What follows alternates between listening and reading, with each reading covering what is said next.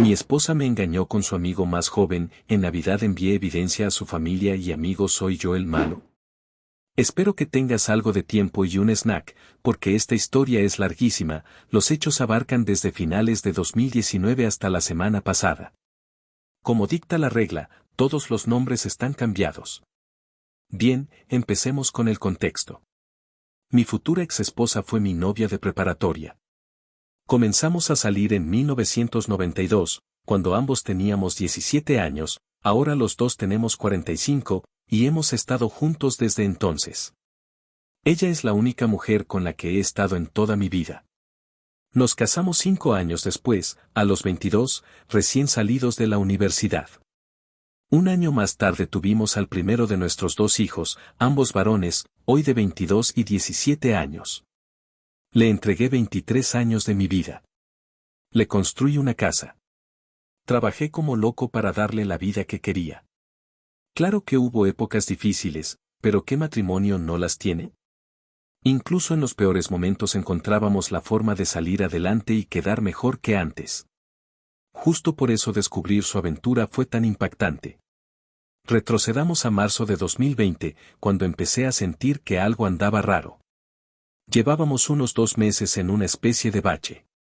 Yo me estaba recuperando de una cirugía reconstructiva de rodilla, me rompí el ligamento cruzado anterior en otoño de 2019, y aún tenía poca movilidad, apenas un 55% de rango. Eso afectó casi todo en la casa.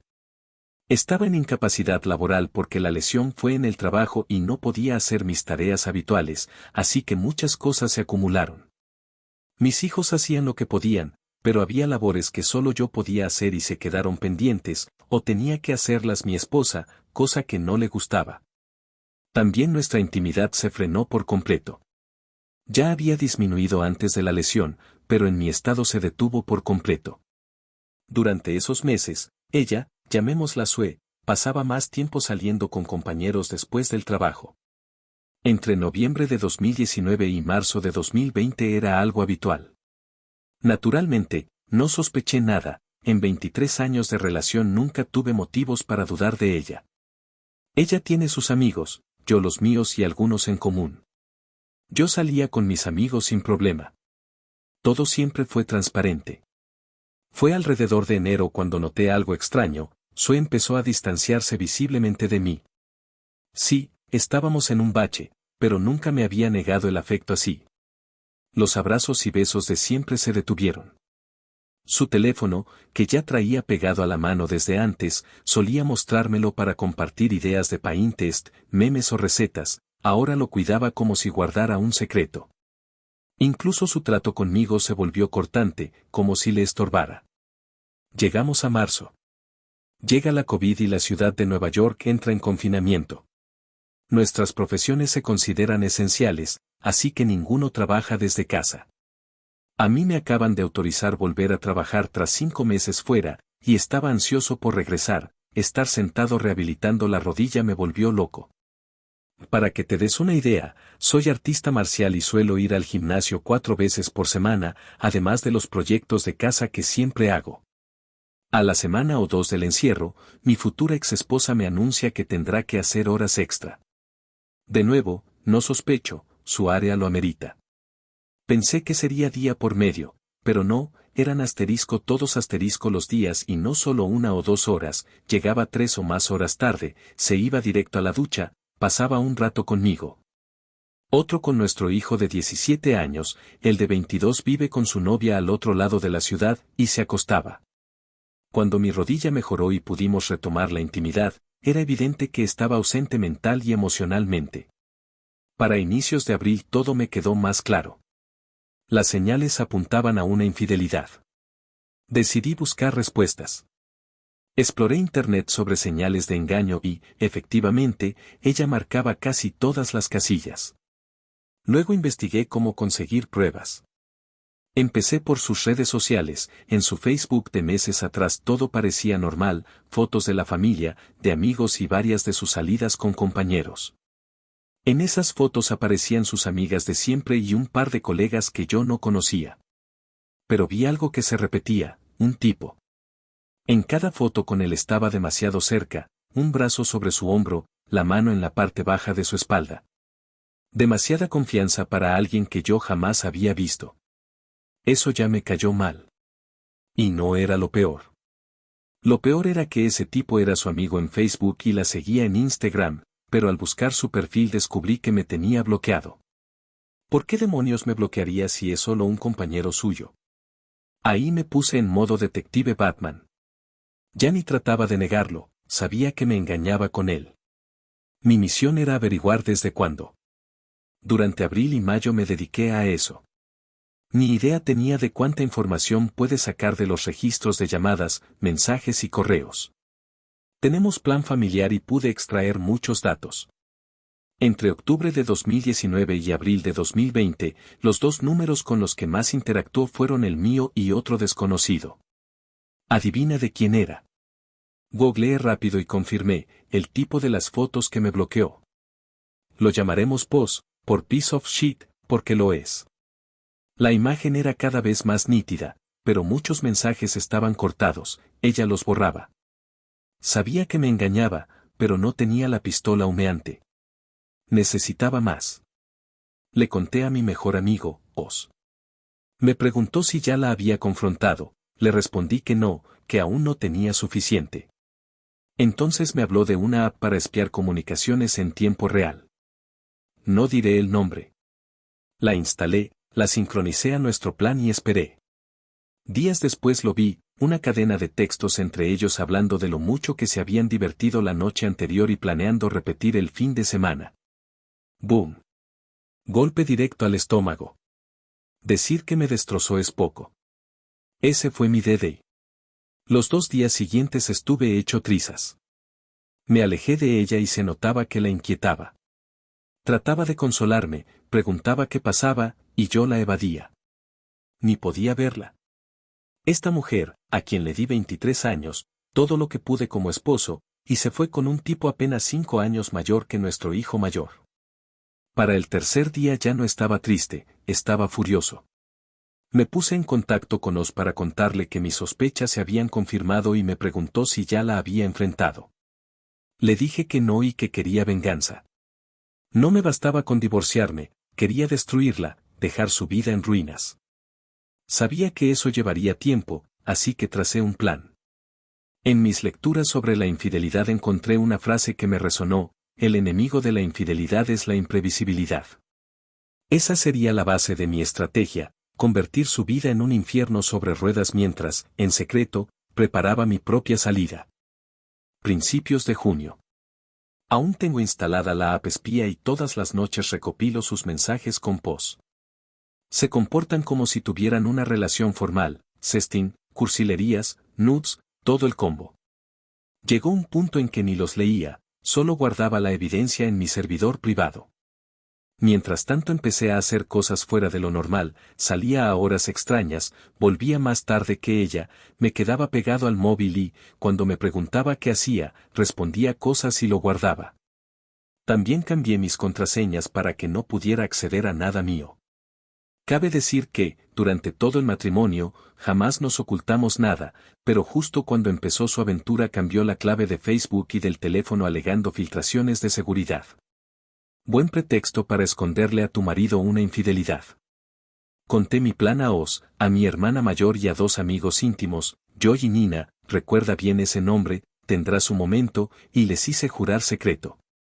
Llega julio y mi futura exesposa entra en modo paranoia total. Me llama y mensajea todo el tiempo para saber si estaré en casa cuando ella llegue, a qué hora vuelvo, qué estoy haciendo. Veo cómo la semilla que planté el mes anterior empieza a germinar. Incluso se lo confiesa a POS, duda de mí, le dice que ando frío y distante. La jeta de esta mujer. Encima le sugiere a POS que ya no se vean en nuestra casa así, lo llevó a mi hogar porque no sabe si puedo aparecer de improviso. Él le pregunta si teme que yo le esté poniendo los cuernos, ella se enfada. No puedo describir el placer que me dio leer esa discusión, mi esposa infiel peleándose con su amante por si su esposo le es infiel. Ironía pura. Y para que conste, yo no estaba con nadie, cuando salía, me quedaba tomando algo con Oz o Joy, viendo peleas y pasando el rato, o en casa de mi hermana y mi cuñado. Avancemos a octubre, cuando la cosa se pone seria. Llevo 3 meses con mi affair ficticio y Sue nota que me alejo de verdad. Desde el primer día de mi plan hasta que me confrontó, el 20 de octubre de 2020, no la toqué ni una vez, ni abrazos, ni besos, ni sexo. No le hacía falta, seguía acostándose con Pos, pero ya en su casa o en moteles. Esa tarde me llama al trabajo, cosa rara últimamente, y me pide que vaya directo a casa porque tiene algo importante que decirme. Pensé que por fin confesaría, pero no. Llego y me suelta que si estoy infeliz con ella. El colmo. Se queja de que paso demasiado tiempo fuera, no le muestro afecto y nuestra vida sexual está muerta. Dice que teme que la esté apartando porque guardo rencor por cómo me trató durante mi rehabilitación. Y remata preguntándome si le estoy siendo infiel. Gente, me tiré al suelo muerto de risa, estilo Joker con gas de la risa. Para ella parecía que me burlaba de la idea, pero en realidad me desternillaba de la ironía.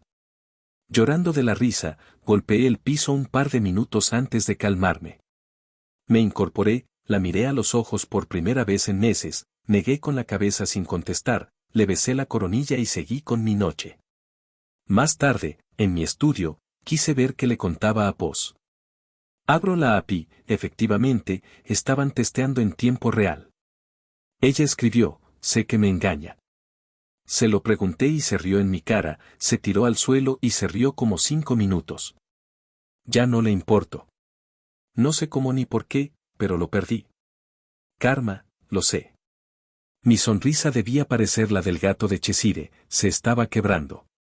Pues intentó consolarla diciendo que, si yo la quisiera, no habría tenido que buscar con él lo que yo no le daba. Pero el tono de ella delataba la duda. Tuvo el descaro de traicionar nuestro matrimonio porque yo, lesionado, no cumplía como marido durante un tiempo, y ahora la idea de perderme la desestabilizaba. Vaya cobarde. Paralelamente ejecutaba la segunda fase de mi venganza, poner mis finanzas en orden. En septiembre me reuní con un abogado de familia y, con la montaña de pruebas de la infidelidad, inicié los trámites de divorcio. Nueva York permite el divorcio por culpa, y la evidencia me garantizaba clavarla contra la pared. El abogado me pidió organizar mis cuentas, yo fui más allá, saqué todo el dinero de la cuenta conjunta y lo pasé a la mía personal. También empecé a buscar departamento. Noviembre. No solo mantuve mi conducta, la intensifiqué.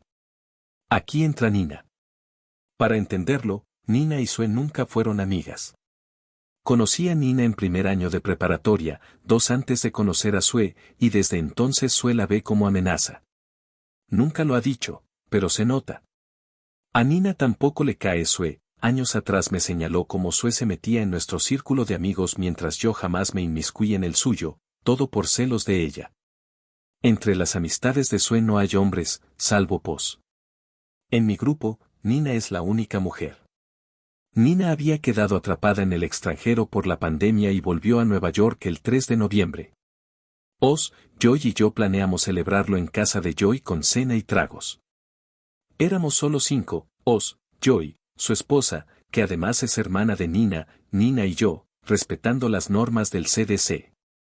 Nina, malévola como es, propuso una idea genial para descolocar a Sue, sacarnos fotos exactamente como las que descubrí de Sue con Pos, y subirlas a mi Facebook. Dicho y hecho. El día 5 Sue se enteró, algún amigo vio las fotos y lo comentó y se volvió loca, seguía convencida de que yo la engañaba y estoy seguro de que quiso señalar a Nina. Pero sabía que ella estuvo varada en Europa casi todo el año. Aún así, esa noche intentó regañarme por estar muy manitas en las fotos. Vi la oportunidad perfecta para lanzar el primer jab de mi golpe final. Le dije, ¿y qué hay de las fotos tuyas con Pos del año pasado? Él sí estaba bastante manitas, ¿y me viste a mí alterarme por eso? Se quedó paralizada, como venado encandilado por los faros. Era la primera vez en todo este calvario que mencionaba el nombre de ese tipo. Las rueditas de su cerebro empezaron a girar en tiempo real mientras balbuceaba excusas para esas fotos. Hasta ese momento ni siquiera sabía que yo las había visto, así de poco uso mi Facebook. Cuando por fin publico algo es todo un suceso entre nuestros conocidos, por eso las imágenes con Nina habían causado tanto revuelo. Y sí que se justificó, él es así con todo el mundo, solo es muy amistoso, entiendo cómo se ve, pero no hay nada, perdón si esas fotos te lastimaron. Las borro. No, querida, las fotos no me lastimaron. Lo que duele es que lleves un año acostándote con él mientras me mientes diciendo que trabajas horas extra o sales con amigos. Pero la venganza, como decía el teniente comandante Worf en Star Trek, TNG es un plato que se sirve frío. Desde esa noche, Sue se volvió exageradamente pegajosa y atenta. Intentaba darme cariño o iniciar intimidad y yo la rechazaba a la mínima. Mientras tanto seguía archivando cada palabra que le enviaba a Pos. A esas alturas ya estaba anestesiado, cualquier deseo de salvar el matrimonio murió el día que arranqué la fase 1 de mi plan. Ella se desahogaba con él, decía que yo estaba peor, que sentía que me la quería sacudir de encima y que creía que la odiaba y sí, la odio. Entonces soltó la bomba, no podía verlo más. La culpa la asfixiaba y sentía que el karma le pasaba factura, no podía arriesgarse a perderme. Afirmó que amaba a Pos, pero que seguía enamorada de mí y tenía que salvar su matrimonio antes de que me fuera. Tarde, cariño, llegas con 8 meses de retraso. Pos explotó, él no te ama como yo, estás cometiendo un error, no puedes desecharme así. Ese chat fue el último entre ellos hasta hace unas 3 semanas. De ahí a diciembre, Sue quedó en limbo, trataba de adivinar qué pasaba por mi cabeza y seguía sin saber si de verdad la engañaba. Pos, en cambio, le reventaba el teléfono a diario y ella no respondía. Yo la veía revisar la pantalla y guardarla de inmediato. Mientras tanto, la fase 2 ya estaba terminada, los papeles del divorcio listos, tenía un estudio arrendado en Code City con un contrato de 2 años y todo mi dinero había pasado a mi cuenta personal. Tocaba soltar el golpe de gracia. Llegamos a Acción de Gracias. Mi hijo mayor y su novia organizaron una cena familiar íntima, ellos dos, los papás de ella, es hija única, Sue, mi hijo menor y yo. Fue una noche genial, la novia de mi hijo estudia gastronomía y cocina espectacular.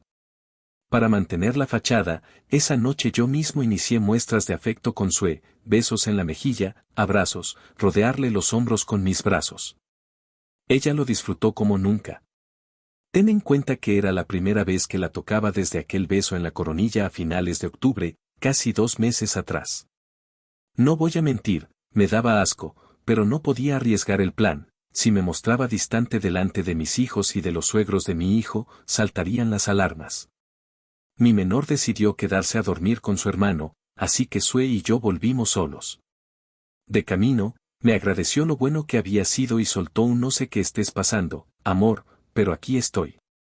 Tuve que contener la carcajada maníaca y solo respondí, lo sé. Solo necesito tiempo. Esa noche, por primera vez desde primavera, tuvimos sexo. Pensé, pues ya que voy a borrarla de mi vida, al menos aprovecho una última ronda. No fue hacer el amor, cuando terminé, quedó desparramada tratando de adivinar por dónde la arrolló el camión. Nada de mimos luego, me duché y me fui a dormir a mi despacho. Para su confusión, usé condón, primera vez en 20 años. Se extrañó, pero no preguntó, ni loco iba sin protección sabiendo que llevaba meses a pelo con Pos. Al día siguiente revisé la API, por primera vez en semanas, le contestó, él se puso en modo telenovela, jurándole amor eterno, diciéndole que conmigo vivía en prisión y que merecía el cariño de un hombre que la valorara. Recordemos, el chaval tiene 27 años, 5 más que nuestro hijo mayor, y está así de clavado con una casada de 45. Clase A de simp. ¿Romper un matrimonio por este galancito? Ja. Ella repitió lo de antes, lo ama y disfrutó su tiempo juntos, pero no puede perderme, sigo siendo el amor de su vida, aunque siempre guardará un lugar para él. Podían seguir siendo amigos, pero lo físico se acabó. Él suplicó verla una vez más esa semana y, como no, aceptó. Un último brindis, ¿no? Igual que yo la noche anterior. Añadí todo a mi archivo. El 4 de diciembre comenzó la fase 3, la final de la operación Shinobi Ghost. Con los papeles de divorcio en mano y mi nuevo hogar listo, tocaba sacar mis cosas poco a poco. Primero, tenía que contárselo a mis hijos. Ese viernes llamé al mayor a casa, los reuní en mi despacho y solté la verdad, sin detalles escabrosos, pero lo suficiente. Su madre llevaba un año engañándome y pronto pediría el divorcio. El de 17 se quedó devastado, hacía poco su primera novia lo había engañado y esto fue otro golpe. El mayor, más entero, propuso que su hermano viviera con él por un tiempo y acepté. Empacamos parte de sus cosas y antes de irse me preguntó si estaría bien. Sí, hijo. Yo voy a estar bien. Y tú también. Estaremos bien, lo prometo. Con eso, lo más duro estaba hecho, era hora de armar las bombas. Durante las semanas siguientes, Oz me ayudó a sacar discretamente mis pertenencias sensibles. Le di una lista y la llave de repuesto, Sue no notaría la falta de nada salvo que alguien se lo dijera.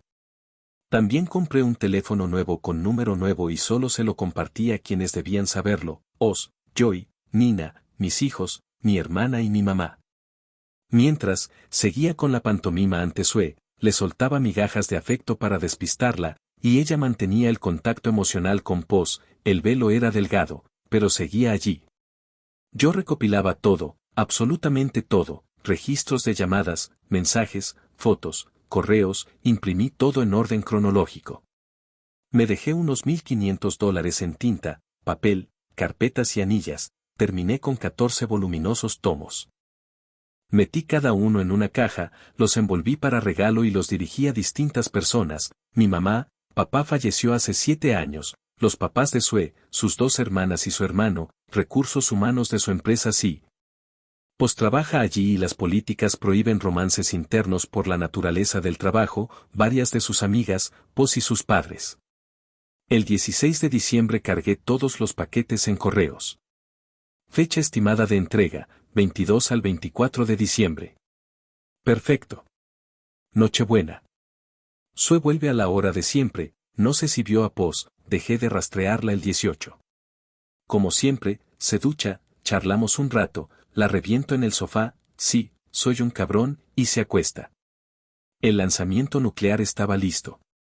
En la madrugada envolví uno de los 3 tomos restantes, pegué los papeles de divorcio en la portada y lo dejé en mi lado de la cama con una tarjeta que decía Feliz Navidad. Al lado puse mi viejo celular y la tarjeta de mi abogado. Llené 2 mochilas con lo imprescindible y salí de la casa, mi hogar de 23 años, por última vez. Amigos, eso fue hace una semana. Para Sue estoy totalmente fuera del mapa, hecho un fantasma. La bloqueé de Facebook, pero sigue sin bloquearme, así que vigilo el caos. Y es glorioso. Mis paquetes llegaron y a Sue la están crucificando. Su hermana menor la destrozó, sus padres la condenaron, y mi mamá, santo cielo, ni sabía que tenía semejante vena cruel, la llamó de todo. Sue anda desesperada buscando quién sabe dónde estoy, pero quienes lo saben guardan silencio. Llena su muro con súplicas para contactarme, yo no le diré ni pío sin mi abogado presente. No puede hacerme quedar como el malo porque la desenmascaré ante toda la gente que le importa. Y, según un amigo común que trabaja en su empresa, mañana ella y Poz quedarán suspendidos, quizá arranque 2021 desempleada. De los 2 tomos restantes, uno está con mi abogado como prueba final y el último lo guardé en mi trastero para quemarlo en la fogata de Joy cuando el divorcio se firme. ¿Me siento culpable? Ni tantito. Durante 23 años hice lo correcto, le di el hogar, la familia y la vida que quería, la amé sin condiciones, jamás fallé, jamás me desvié, jamás consideré romper mis votos. Si algo afectaba nuestro matrimonio, se lo decía y lo arreglábamos. Ella prefirió la cama de otro cuando yo estaba lesionado. Así que no, cero simpatía. Puede arder en el infierno. Como mucho perderé la casa, un coche y quizá algo de pensión, pero al ser un divorcio por adulterio en Nueva York y con la montaña de pruebas, puede que ni eso. Para mí, está muerta y no hay vuelta atrás.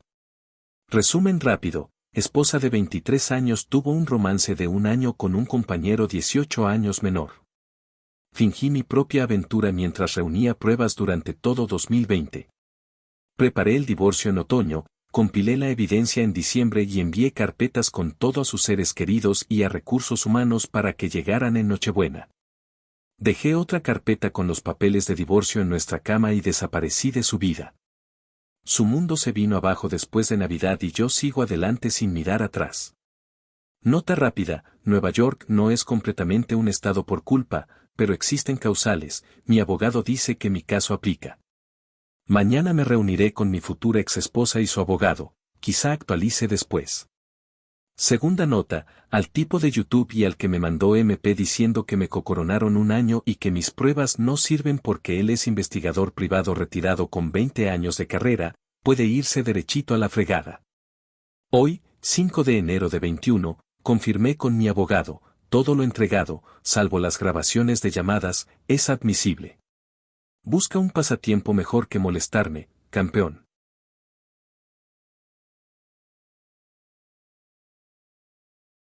Me humilló frente a toda la clase, luego de meses recopilando pruebas ejecuté mi venganza e hice que la despidieran. ¿Soy yo el malo? Esta historia es ampliamente conocida entre mi familia y constantemente surge como broma en mi grupo de amigos, incluso años después. Un amigo mío sugirió que este es el lugar perfecto para hacerla pública, así que vamos a sumergirnos en esta tormenta de mierda. Yo estaba en mi último año de secundaria y nunca había sido el estudiante más brillante. Era un alumno promedio, sacaba C, equivalente a un 6 o 7, y jamás había recibido una sanción ni tenía antecedentes disciplinarios. Esto es importante porque, hasta el día de hoy, todavía no tengo idea de por qué la profesora me trató así. La profesora, a quien llamaremos asterisco MRS, Frank asterisco, había enseñado allí por más de una década y era ampliamente conocida por ser una bruja cruel y mezquina, aunque los administradores la veían como la niña dorada. MRS, Frank enseñaba álgebra, que era mi peor materia, así que naturalmente me costaba entender las lecciones y hacía preguntas con frecuencia. Para algunos, esas preguntas eran fáciles de responder, pero para mí era como física cuántica. Usualmente, cuando alguien hace una pregunta tonta, nadie debería hacer un escándalo. Sin embargo, en el caso de MRS, Frank, ella me humillaba frente a todos diciendo cosas como: aquí viene el chico lento otra vez. Vaya sorpresa, no lo entiendes de nuevo. ¿En serio? Hoy tenemos que ir extra lento para ti, ¿verdad? Etcétera. Intenté hablar con los directivos al respecto, pero ella era considerada su favorita. Enviaban a alguien a observar su clase, ella actuaba educada y respetuosa ese día, y al siguiente volvía a ser una bruja. Esto siguió durante medio año hasta que me harté. Fui a la tienda Radio Shack local, compré una grabadora y comencé a grabar en secreto cada insulto que me lanzaba. A veces incluso la provocaba un poco para recuperar el tiempo perdido. Adelantemos al final del año. Estaba sentado en la clase de MRS, Frank, cuando hice una pregunta. Su respuesta, y cito textualmente, porque se me grabó en la memoria, fue: he enseñado aquí por más de 10 años y esa fue la pregunta más estúpida que he escuchado salir de la boca de alguien. Siguió con la lección sin responder. Yo, con total calma, me levanté, guardé mis cosas y me fui a la enfermería para despedirme del día escolar. Podíamos irnos si teníamos 18 años. Fui a casa, compilé todas las grabaciones brutales en una obra maestra gloriosa y al día siguiente regresé para mostrársela a los administradores. Me senté con el director y escuchamos algunas de las grabaciones, hasta que él me detuvo. Quería que hubiera más testigos presentes, incluyendo a MRS, Frank. Me dijo que nos reuniríamos al día siguiente con todos los directivos para escuchar la grabación completa. Llego a la escuela a la mañana siguiente más nervioso que nunca. Me llaman a la oficina, donde estaban varios directores de la junta, el oficial de policía escolar, el director, el subdirector y MRS, Frank. Lo que siguió fueron algunos de los mejores minutos de mi vida. Vi cómo los administradores pasaron de estar fastidiados por otra reunión inútil a estar furiosos y sin palabras, algunos con la boca abierta durante toda la grabación. También vi cómo MRS, Frank, pasó de estar confiada y arrogante a darse cuenta de que había arruinado todo sin posibilidad de arreglarlo. Estaba autohumillándose en público frente a las personas más importantes del distrito. La grabación terminó y, sin dudarlo, los administradores se miraron asombrados y el director me dijo: «Creo que hemos escuchado todo lo necesario, gracias». Y me dejaron salir tranquilamente de la sala. La última vez que vi a Mrs. Frank fue cuando salía del cuarto. La miré, cruzamos miradas mientras tenía los ojos llenos de lágrimas y le dediqué la sonrisa más grande y malvada que pude. Volví a clase la semana siguiente y Mrs. Frank ya no estaba en ninguna parte. La historia se difundió rápidamente por toda la escuela y fui visto como un santo. Había logrado que la despidieran y prácticamente le arruiné la carrera como docente. También corté la mayoría de sus conexiones con otros profesores del centro. La hundí financieramente, porque ningún distrito escolar de la zona contrataría a ese pedazo de basura ambulante. Y si estás leyendo esto, Mrs. Frank, aprovecho este momento para decirte: vete a la mierda. Edit 1. Debería haber aclarado esto en la historia, pero no quería entrar en demasiados detalles. Sí, era completamente legal hacer esto. Mis padres y yo investigamos para asegurarnos de que no estábamos violando ninguna ley. En mi estado, puedes grabar a alguien en su lugar de trabajo sin el consentimiento de ambas partes. Edit 2. Wow. Gracias por el oro, amables desconocidos. Creo que esta publicación se volvió popular porque casi todos pueden identificarse con haber tenido un mal profesor alguna vez en la vida. Me alegra haber podido dar un poco de satisfacción a quienes han pasado por algo similar. Gracias por todos los comentarios geniales. Edit 3. Quiero responder algunas preguntas frecuentes. Me arrepiento de haber contado una versión simplificada porque dejé fuera todo el estrés que le causé a mis padres con esto. Montones de reuniones y llamadas telefónicas que habrían hecho la historia mucho más larga, pero pensé que a nadie le interesaría leerlo. No conservo las grabaciones. Era mejor que las tuviera la administración por si ella demandaba por despido injustificado. Además, si las grabaciones se difundían, el distrito podría haber salido mal parado. Sí, tomé álgebra en mi último año porque, de nuevo, no era el mejor estudiante. Durante todos mis años de escuela necesité tutorías. Perdón por no ser un genio. No recuerdo qué pregunta fue la que hice ese día que me hizo explotar. Gracias por todos los comentarios. Me encanta leer cada una de sus historias sobre profesores parecidos, y sus venganzas.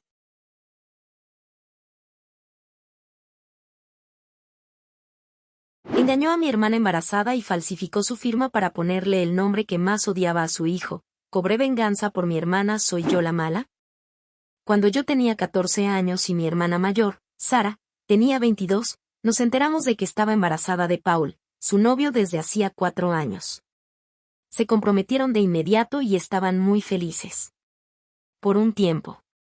Sara tuvo un embarazo horrible. Alrededor de las 16 a las 18 semanas la maravilla de crear una vida humana se le evaporó por completo. Desarrolló hiperémesis, si no sabes qué es náuseas matutinas muy graves, tenía dolor constante, desarrolló diabetes gestacional, y en general odiaba la experiencia. Por ese tiempo, Paul, el entonces prometido, empezó a cansarse de las quejas. Creo que la discusión fue algo como: tu cuerpo está hecho para esto, no puede ser tan malo. Sara tenía fecha para dar a luz cerca del día de San Valentín y los padres de Paul, el señor y la señora Doe, estaban muy emocionados, tanto por el nieto como por la posibilidad de que naciera en un día festivo. Ella estaba completamente en contra de eso y realmente esperaba que su hijo no naciera en un feriado, incluso uno tan pequeño como San Valentín. Su cumpleaños a veces cae en Pascua y lo odia. Porque podría hacer que él sintiera que su día no es realmente suyo. Bueno, la señora Doe dice algo como: bueno, si lo nombras Valentine o Valentino, eso hará que el día sea aún más especial para él. Nuevamente, mi hermana odiaba la idea. Pensaba que era cursi, que lo iban a molestar por eso, y simplemente no le gustaba el nombre Valentino. A Paul le encantaba, pero accedió a elegir un nombre más común como Daniel o Jared. Avancemos a febrero y ella ya estaba lista para terminar con esto. A Sara la pusieron oficialmente en reposo absoluto porque al estar de pie o caminar, Su presión arterial subía y bajaba de forma inesperada. Ahora que lo pienso, me siento muy mal por ella. Estaba haciendo todo lo posible por evitar dar a luz en San Valentín porque, de nuevo, no quería que su hijo naciera en un día festivo. Desafortunadamente, los nacimientos ocurren cuando ocurren y ese bebé iba a nacer en San Valentín, le gustara o no. Recuerdo estar esperando en la sala de espera con mi papá, mis hermanos y Paul, que no podía estar en la sala de parto porque era asqueroso. Estaba tan enojada de que él pudiera haber entrado pero no lo hizo porque pensaba que mi hermana era asquerosa mientras daba a luz. Mientras que yo tenía que quedarme afuera porque era demasiado joven para entrar con mi mamá y mi otra hermana. Papá se fue a casa con los dos hermanos más pequeños mientras el mayor, se quedó a cuidarme porque me negué a irme. 16 horas después de que Sara entrara en trabajo de parto, mi pequeño sobrino oficialmente pasó a formar parte de la familia en la noche del día de San Valentín. Desafortunadamente, Sara no estaba bien. Tuvieron que hacerle una cesárea de emergencia y durante la operación descubrieron que en la parte trasera de su útero, la que da hacia la columna vertebral, tenía un tumor muy grande y severo. Afortunadamente no canceroso. Cuando digo grande, quiero decir que era el doble del tamaño de un útero estándar. Los doctores estaban impactados y no entendían cómo nadie lo había notado en una ecografía. Eso explicaba su dolor de espalda severo y los problemas de presión arterial. Los doctores tuvieron que realizar otra cirugía para remover el tumor, pero tristemente terminaron haciendo una histerectomía total. Esto significaba que mi sobrino sería el único hijo de Sara. Mientras Sara estaba en cirugía, Paul se encargaba de todo lo relacionado con el bebé para asegurarse de que su hijo estuviera bien. En mi memoria de 14 años, recuerdo que él parecía lo suficientemente preocupado, pero no le presté mucha atención y pasé el tiempo en la sala de espera con mi madre y otra hermana. Sé que, sin embargo, quería ser un buen futuro cuñado y asegurarse de que Paul estuviera bien. Encontró a Paul llenando el papeleo del bebé solo, viéndose, en palabras de mi hermano, como si no tuviera ni una sola preocupación en su mente. Sé que le preguntó por qué no esperó a Sara para llenar el papeleo, ya que debía salir de cirugía en menos de una hora, y Paul dijo que solo quería que ella descansara y sanara. Eso le pareció bien a Seke, ya que tenía 16 años y no sabía nada mejor en ese momento. Ahora, probablemente estés pensando, no lo haría. Él sabe cuánto odia a ella ese nombre, y aún así, ella tendría que firmar los papeles también. Amigos de Reddit, lamento informarles que Paul falsificó la firma de Sara en los documentos y esperó hasta que saliera de cirugía para entregarlos. Mi dulce sobrino, que nació en el día de San Valentín, fue nombrado Valentino en su primer certificado de nacimiento oficial. A día de hoy, todavía no sé por qué Paul y su familia insistían tanto con ese nombre. Incluso había elegido uno diferente con mi hermana. Y antes de que preguntes, nunca lo acusaron formalmente de falsificación porque sus padres fueron testigos de que ella firmó los papeles, aunque ellos solo llegaron en el último momento. Así que Sara lo dejó y cambió el nombre de su hijo un mes después. Estaba dispuesta a tener custodia compartida con él porque es el padre de su hijo y quiere que el niño lo conozca, pero Paul desapareció y ella nunca volvió a saber de él, lo cual nos pareció bastante fuera de personaje. Hasta que una amiga en común fue etiquetada en sus fotos de boda 6 meses después. Al parecer, Paul había empezado a engañarla no mucho después de que quedara embarazada. Sara estaba furiosa pero no podía hacer mucho, así que pidió la manutención infantil y siguió viviendo su mejor vida.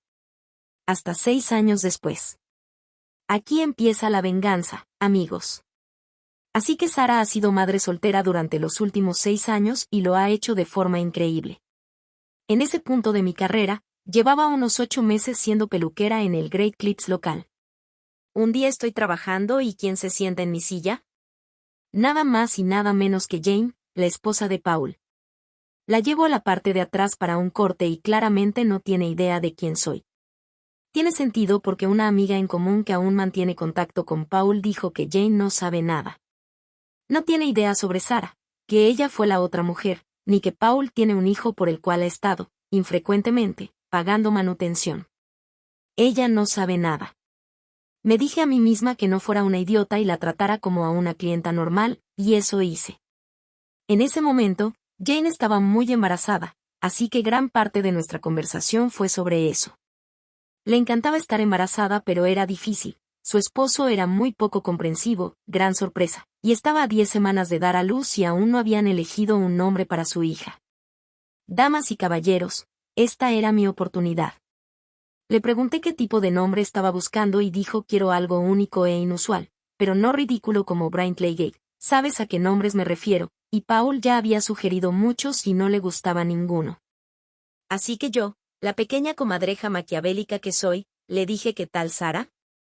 El nombre de mi hermana no es realmente Sara. Fue nombrada en honor a un familiar mayor que falleció poco después de que ella naciera, pero no había equivalente femenino de su nombre, así que nuestros padres crearon uno. Es un nombre hermoso y justo lo que Jane estaba buscando. Le encantó, se mantuvo firme con él, y descubrí espiando su Facebook meses después que había puesto el pie firme y ese era el nombre de su hija.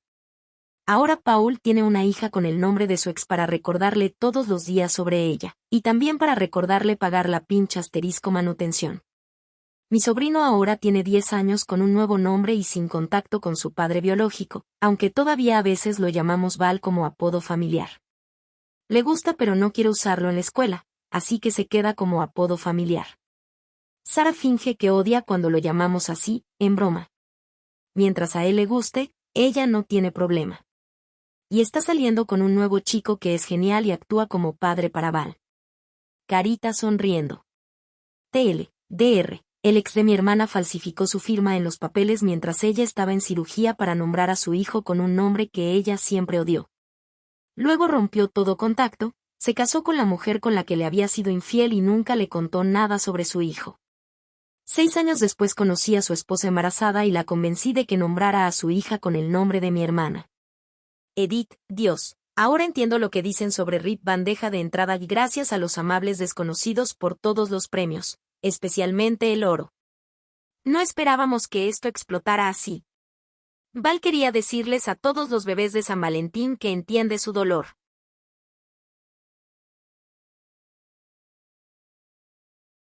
Vecinos tóxicos me multaron injustamente, ejecuté su hipoteca y ahora soy el nuevo presidente de la JOA. ¿Soy yo el malo? Esta es la historia de cómo cambié por completo la junta de la JOA, Asociación de Propietarios, de mi comunidad y ejecuté la hipoteca de una de sus casas después de que me faltaron al respeto. Dr. Me multaron por cosas ridículas y me enfadé, así que decidí entrar a la junta. Pasé un año eliminando a todos los miembros de la junta y reemplazándolos por personas a favor de una JOA pequeña. Desde entonces he ayudado a reducir políticas y he tratado de mejorar la comunidad para todos. Historia de fondo. Hace unos años compré mi primera casa en un vecindario de tamaño medio, 500 a 1000 viviendas, en un estado del sur. Tenía una JOA, pero en realidad elegí el vecindario porque tenía las cuotas de JOA más bajas de la ciudad, las reglas menos estrictas y la casa era, con diferencia, la más agradable que podía pagar dentro de mi presupuesto. Después de unas semanas, recibí un aviso de infracción de la JOA informándome que tenía 2 violaciones que debían corregirse. Mi césped no estaba lo suficientemente verde. Mis contenedores de basura estaban demasiado cerca de mi entrada. Estaba completamente confundido con el punto 1, ya que era febrero, en pleno invierno, así que por supuesto mi césped estaba muerto, como el de casi todos. Así que supuse que o bien se trataba de un error o de una infracción existente del propietario anterior. En cuanto a los contenedores, los mantenía al costado de mi casa y creo que, cuando la JOA pasó, sobresalían unos 30 cm más allá de la pared lateral, así que ¿cómo me atrevo? Me encogí de hombros y seguí adelante. En marzo recibí otro aviso, esta vez multándome por ambas infracciones. Cada una costaba $100 y querían el dinero en 2 semanas. Estaba furioso. No tenía sentido y no iba a permitir que intentaran sacarme dinero por infracciones de mierda. Llamé a la empresa administradora que trabajaba con la junta para apelar. La señora me dijo que debía apelar directamente ante la junta y que podía hacerlo en la próxima reunión anual en unos días. Así que, por supuesto, asistí a la reunión. Antes de que empezara, hablé con algunos propietarios y descubrí que todos estaban allí por infracciones de mierda similares y estaban furiosos también. Luego hablé con uno de los miembros de la junta sobre el proceso de apelación. Era un hombre mayor, de unos 70 años, con cabello cano corto y un rostro muy arrugado y enfadado. Le comenté mis multas y me dijo, y debería ser multado por eso. Gente joven como tú, que no cuida su casa, es la razón por la que me uní a la junta. Aprende a ser un mejor propietario. Este tipo era el vicepresidente de una junta voluntaria diciéndome que no sabía cuidar mi casa. ¡Qué vida tan triste! La reunión empezó y el moderador mencionó que, al ser una reunión anual, votaríamos a 3 de los 5 miembros de la junta. Había algunos candidatos y también podíamos nominar a alguien ese día. Entonces se me ocurrió cómo vengarme. Cuando llegó la elección, me postulé, di un discurso hueco sobre que las HOAs no están para ganar dinero y que quería servir a mi comunidad. Gané por goleada, y se veía a los miembros de la junta molestos, pues fruncían el ceño durante mi discurso. Después de la reunión, apelé mis infracciones, de manera muy elegante, y aceptaron anular la de los contenedores. En cuanto a la del césped, aparentemente, como tenía un pequeño parche de malas hierbas amarillas tras rociarlas, seguían multándome.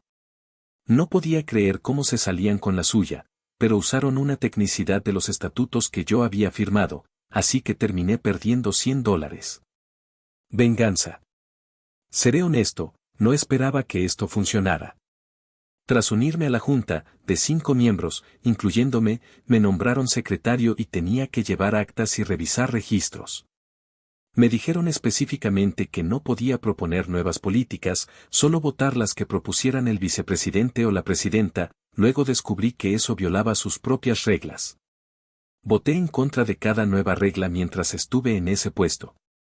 Decidí escuchar cómo operaban y buscar la forma de sacar a cada uno. La primera oportunidad llegó cuando la presidenta, literalmente la típica, Karen, comentó que quería multar por flores que no fueran de color neutral. Básicamente, si un propietario ponía flores turquesa, lo multábamos. Al parecer tenía un vecino con flores que no le gustaban y quería usar la junta para frenarlo. Era una locura. Empecé mi venganza. Abrí un hilo de mensajes, usábamos Slack, con los otros miembros y pregunté qué pensaban de su propuesta y sus motivos. Tras demasiada deliberación, 2 de ellos realmente creían que estaba bien, acordamos que la política era excesiva. Publiqué en el canal principal diciendo que sus acciones no solo eran incorrectas, sino que debía ser expulsada.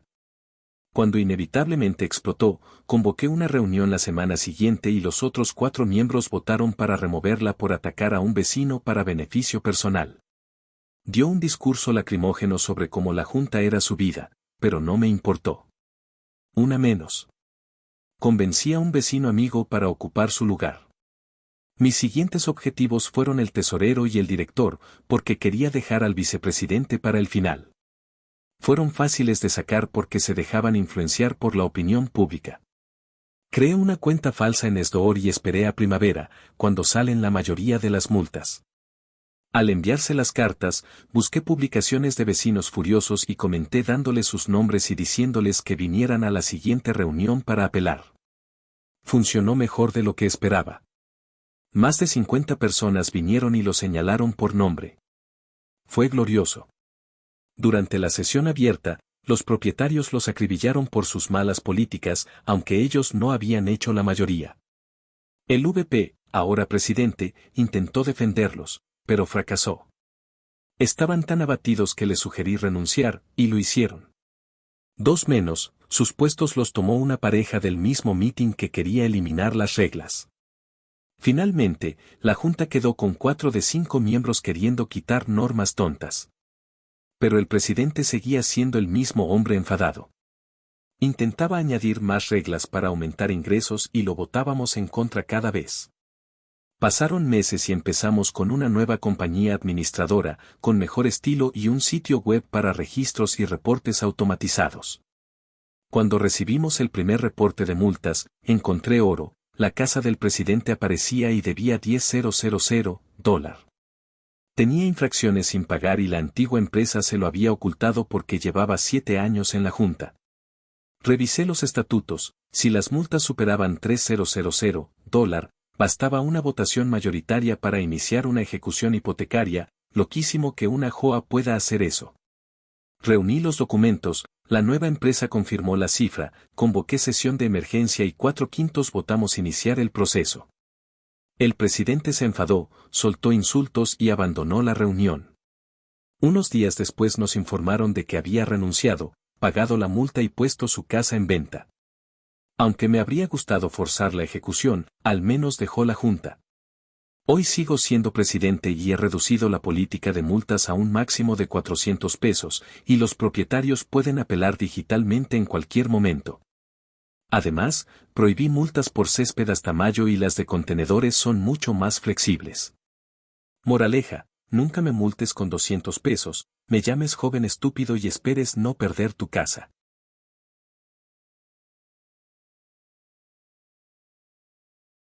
Una Karen loca intentó acusarme de robo para que la casera me expulsara.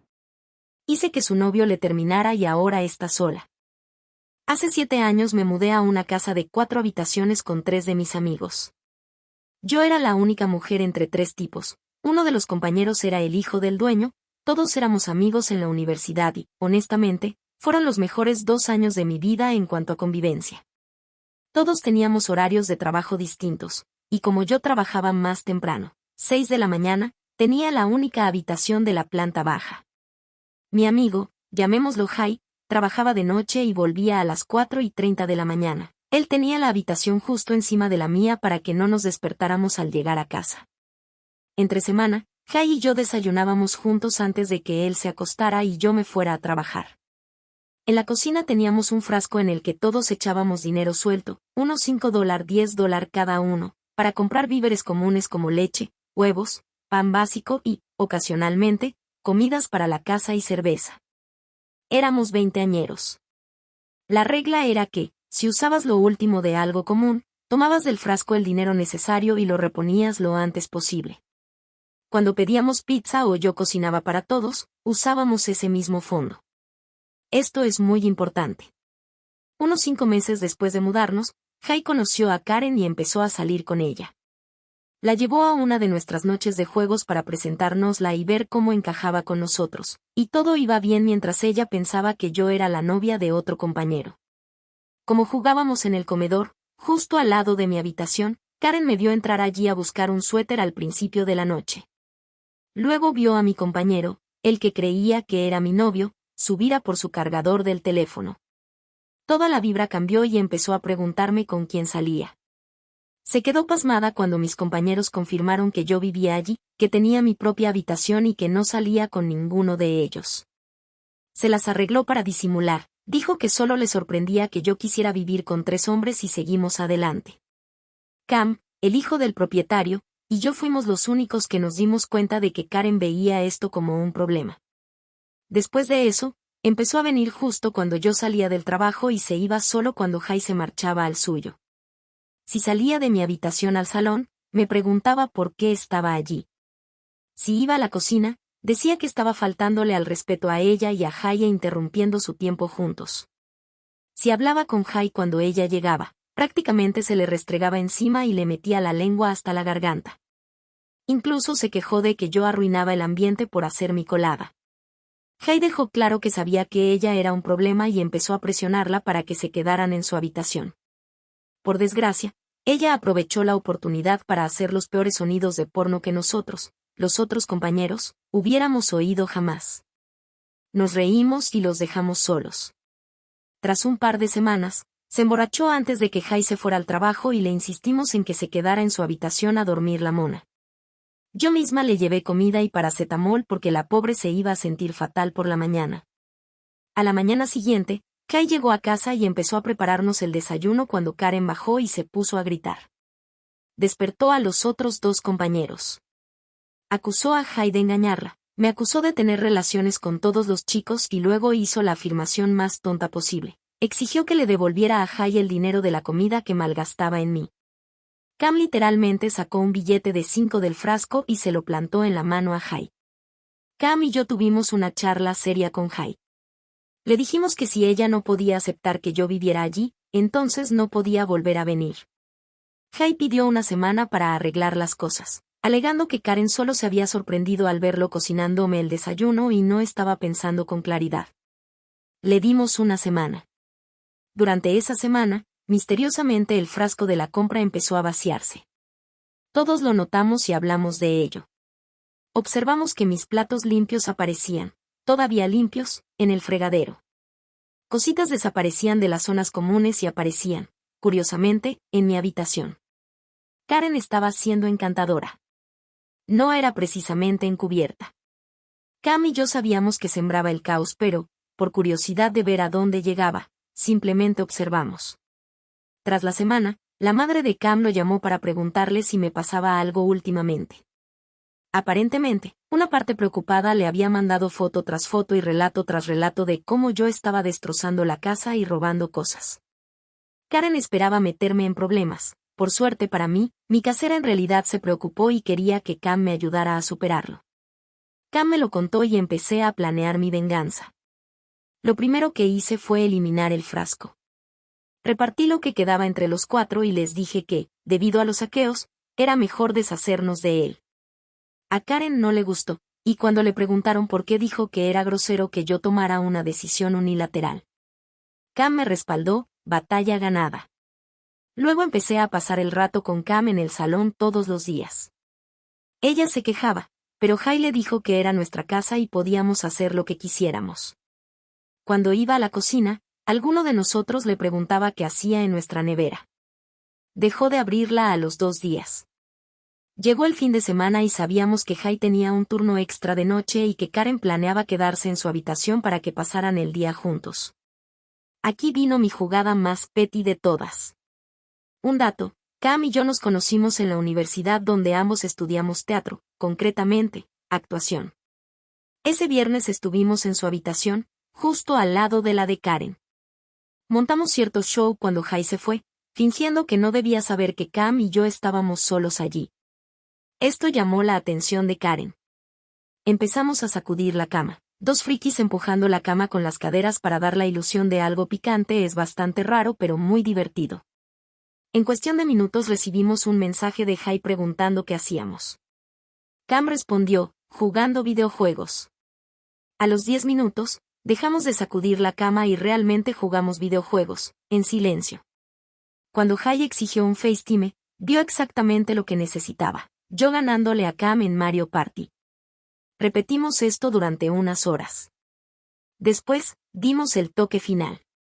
Hicimos un gran alboroto sobre que necesitaba irme a mi habitación antes de que Jai llegara, y Karen tomó el anzuelo. Vimos como la luz que entraba por su puerta entreabierta se cortaba al asomarse. Cam y yo nos dimos un beso de teatro y me fui al salón. Jai llegó 10 minutos después y me encontró viendo una película, algo normal para mí, y me preguntó qué pasaba. Le dije que había estado jugando videojuegos toda la noche con Cam. Él me contó que Karen afirmaba que habíamos tenido sexo y le dije que no. Se fue a dormir. Al día siguiente, Jai llamó a una reunión sin Karen. Nos dijo que ella aseguraba que Cam y yo teníamos una relación y la ocultábamos. Le dijimos que mentía, le contamos la trampa que intentó tender, como fue con la madre de Cam para meterme en problemas. Jai preguntó a nuestro otro compañero si escuchó algo desde su habitación. El tipo ni se inmutó y dijo, escuché a yo llamando a Cam, su perra, y las típicas burlas del Mario Party. No estaban cogiendo. Jai preguntó por el frasco. Todos le dijimos que sospechábamos de Karen. Al día siguiente cortó con ella por intentar enfrentarlo a nosotros. La llamó mentirosa y ladrona. Unos meses después salió con otra chica, era increíble y ahora están casados. Fui dama de honor. Pero lo mejor de todo, Karen siendo parte del personal de servicio y viendo a Cam con su esposa y a mí con mi prometido, contándoles la historia de cómo una vez simulamos sexo con un colchón, totalmente vestidos, para vengarnos de una ladrona. Sí, Jai sabe toda la historia y no le molestó en absoluto. Sobre por qué Jai quería saber si de verdad estábamos haciendo cositas. Es el tipo de persona que odia los secretos inútiles. Si Cam y yo nos liábamos, le parecía bien. Si lo hacíamos y se lo ocultábamos activamente como si no pudiéramos confiar en él, le parecería mal. Por eso exageramos tanto, el Jai no puede saberlo. Aunque Cam dice que Jai, en el fondo, quería que termináramos juntos, pero no.